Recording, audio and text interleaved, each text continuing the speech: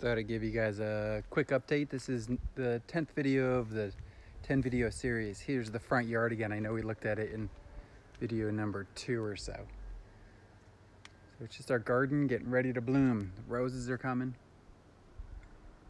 The orchard is full of blooms, apple and fig and all sorts of different things. We're not at full bloom yet because 10 days later isn't too much time, but you could probably see more blooms. These things are coming out. These are super cool. I don't know the name of too many flowers. I know those are California poppies though, and dahlias, and lots of these. And these irises are about to bloom.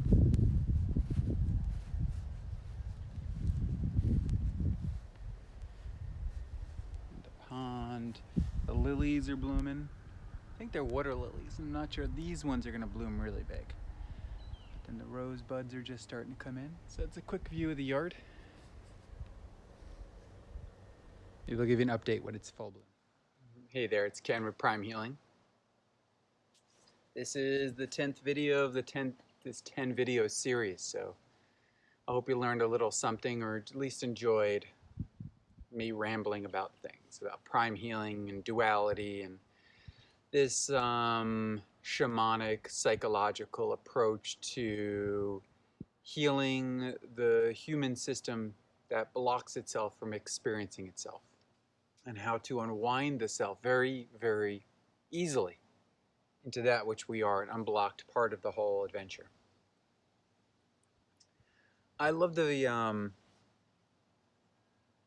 theory that Alan Watts put together. If you don't know Alan Watts, you should look him up. Incredible, 25 books, incredible psychologist in the early part of the 20th century. And he talks about human existence and the purpose of life. And in one part of it, he says, what if you could dream every night for 75 years lucidly and have every experience you ever wanted to have? You could instantly be a king or queen, be famous, be flying, and one night, 75 years of exploring everything, and do that 75 nights in a row. You could be a famous DJ or a powerful healer or a demigod and fly around and do all sorts of wondrous things. And his premise is, after all this time flying around, a big vulture flew over, after 75 nights of 75 years of being a famous hula hooping, juggle dancing, flying through the universe, becoming creatures, doing all those things, you might decide that being you is actually the most interesting thing, because all of these things are known. And when you're even the most beautiful thing, when you know it for a while, it becomes mundane and known. And we like the unknown and the adventure. It reminds me of Joseph Campbell and the hero's journey. So what's the purpose? Like Alan Watts says, and great philosophers, to be you, to point the finger back at yourself. But it's not that much fun at times, because we are blocked from a certain base understanding.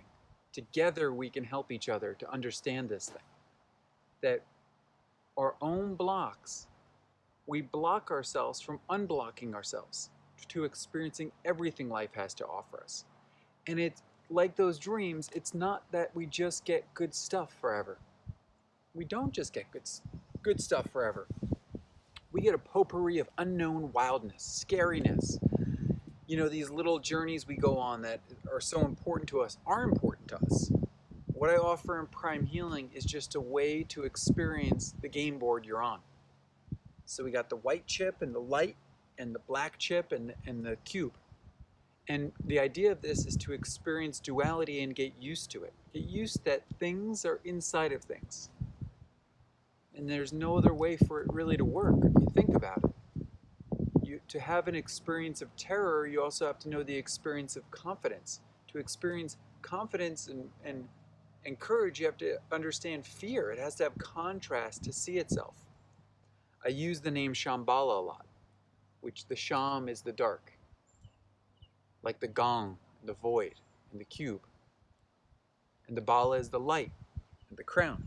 It's these two things together, nesting inside of each other. It makes life a really awesome adventure. It doesn't take away shame, guilt, fear, or trepidation, and life seems really, really real, but we have a more ability to have courage to approach it, courage to say yes to this experience, unblocked.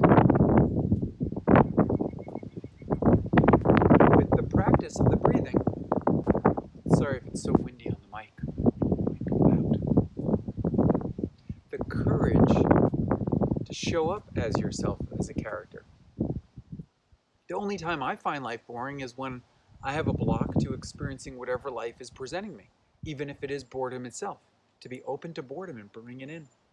Hello, boredom.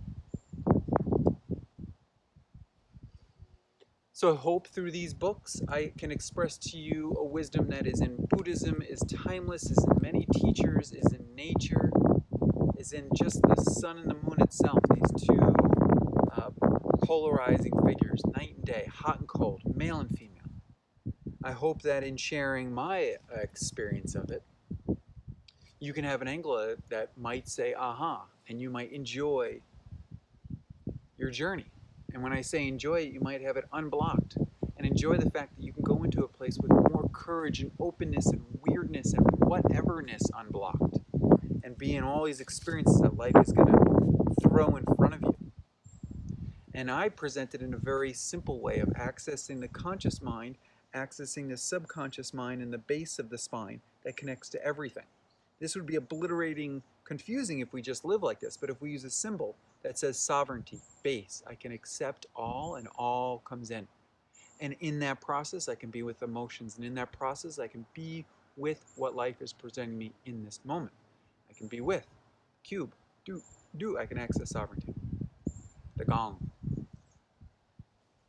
the wu wei, empty circle, whatever you want to call it.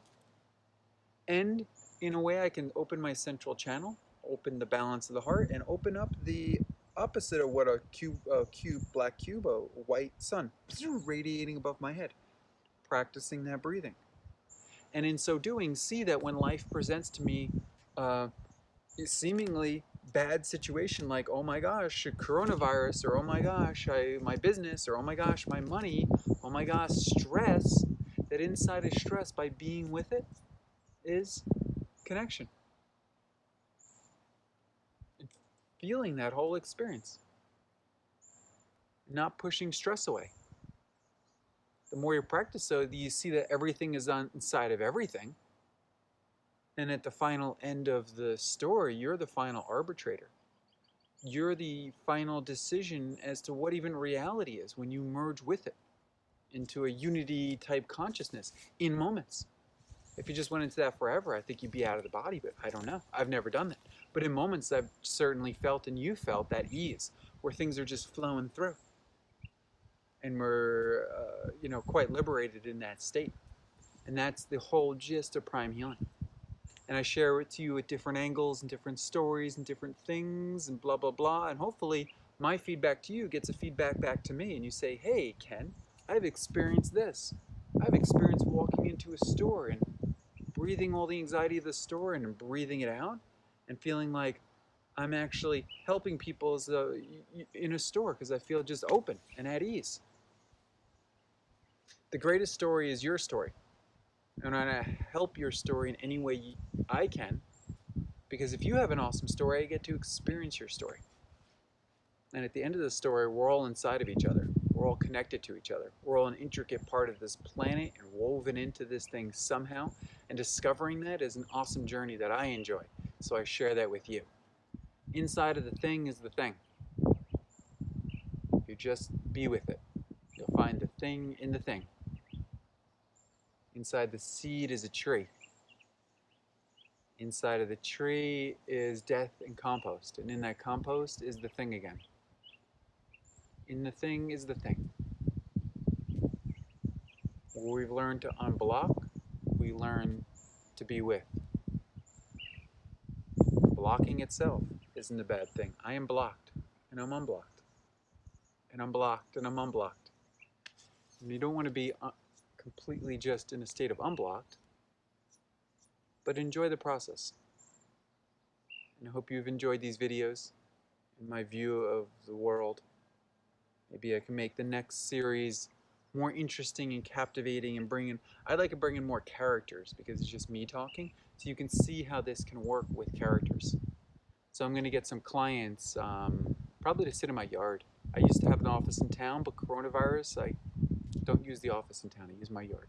But I'd love to videotape you experiencing others go through this. So you might have an aha and relate to others that are going, wow, for 45 years I have blocked the stagnation. I've been afraid to be stagnant and I pushed so hard. And by accepting stagnation, I finally accepted the ease and fluidity. These ahas are awesome. They're just like an awesome part of life that make the story of life really freaking cool when you get these ahas. And they're supposed to be there, these blocks. And they're good. And they're also good for you to discover and go, oh, I'm blocked here. I'm actually afraid of being tired. I'm actually afraid of other people. I'm afraid of the sun. I'm afraid of things. I'm blocking things. And when we have the courage, which is our own personal journey to unblock it, we should be proud.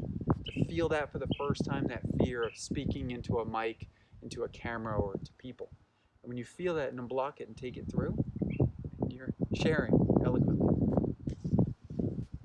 It's the hero's journey, and it's your journey. This is Ken Shambhala Currington signing off from this first 10 rounds. And I'm proud of myself for sharing these in this video. I'll see you in the next thing.